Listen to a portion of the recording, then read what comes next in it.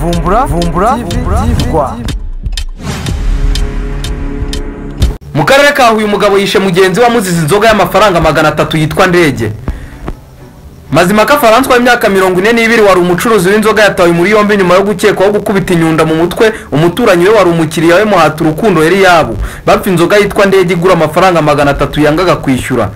Byabaye mu masaha y'umugoroba ku itariki 15 Gicurasi 2025 mu mudugudu wa Gahondo akagari ka Sazange mu murenge wa Kinazi. Murakaza neza mwisi y'ibyegeranyo aho nta handi ni kuri channel yacu Vumbura TV aho muzajya musanga amakuru atandukanye ndetse n'ibyegeranyo bitandukanye. Ngiye uvuga ndi Imana ishimwe Vincent. Niba ugeze kuri iyi channel ntibibagirwe gukanda subscribe kuri TV yacu Vumbura TV kugira ngo ujye urushaho kubona amakuru atandukanye dunyuza kuri channel yacu. Ababonye ibyamahano bavuze ko ubwo Muhatu Rukundo yarari mu kabari ka Mazimaka yanze kwishyura icupa rimwe ry'indege batumvikanagaho maze bikurura imvururu barabitonganira. Ibi byaje kuviramo Mazimaka umujinya ahita ajya kuzana inyundo mu rugo iwe kuko yari hafi yaho ayikubita Muhatu Rukundo mu mutwe aramunegekaza ava amaraso menshi cyane. Umunyamabanga nshingwabikorwa w'umurenge wa Kinazi Nkubana Viana yavuze ko yamukubise inyundo aramubabaza cyane uwakubiswe ahita ajyanwa ku bitaro bya Kabutare nyuma igikobere kiramuhitana. Gitifu Nkubana yakomeje avuga ko uwakoze uru rugomo yahise atabwa muri yombi ubaka wafungiye kuri station ya polisi ya Rusatira mu gihe iperereza rigikomeje. Andi makuru avuga ko uyu Mazimaka François yari amaze igihe kitagera ku mezi 6 ageze muri aka gace aho yageze aturutse mu karere ka Nyamagabe umurenge wa Buruhukiro. Akaba kandi ngo yari amaze igihe kitari kirekire afunguwe azira ibyaha by'urugomo. Andi makuru kandi tuyimurire mu karere ka Karongi umusore wishe mugenzi wa muziza telefoni.